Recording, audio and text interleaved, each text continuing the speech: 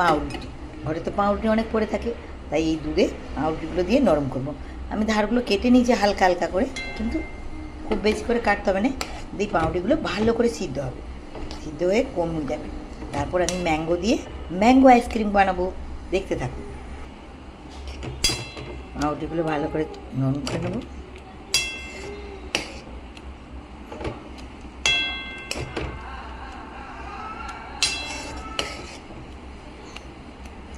দিয়ে এটাকে একটু ঠান্ডা করতে হবে, দিয়ে মিক্সিতে ভালো করে করে নেবো,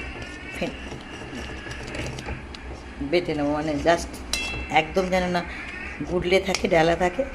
মিক্সিতে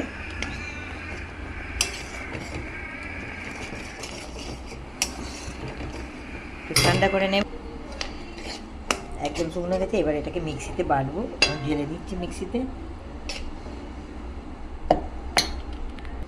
সবগুলো মিক্সিতে ঢেলে নিয়েছি। ওতে দেবো একটু আমল দুধ, টেস্টটা বেশি ভালো হওয়ার জন্য।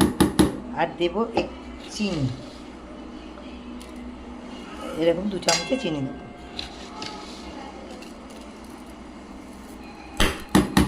এবার আমগুলো দিয়ে দেবো, পাকা আমগুলো ভালো করে পাউডারগুলোর সাথে একটু করে নেবো।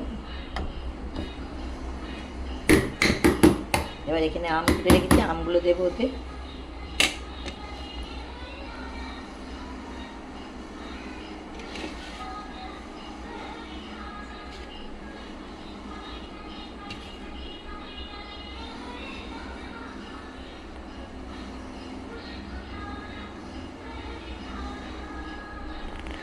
এবার এই বাটাটার সাথে জাস্ট মিক্সড হয়ে গেছে। একটুখানি ভ্যানিলা এসেন্স দিয়ে দেবো, যেন যাতে গন্ধটা সুন্দর হয়।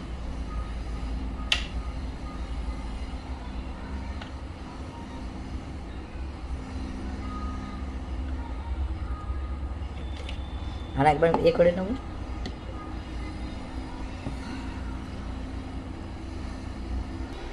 দেখুন একদম মলমের মতো হয়ে গেছে, একদম মানে থিকনেসটা দেখুন কত সুন্দর।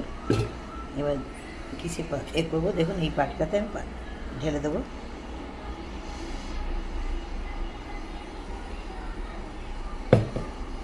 যাতে বাবু না থাকে, ঢুকে করবো।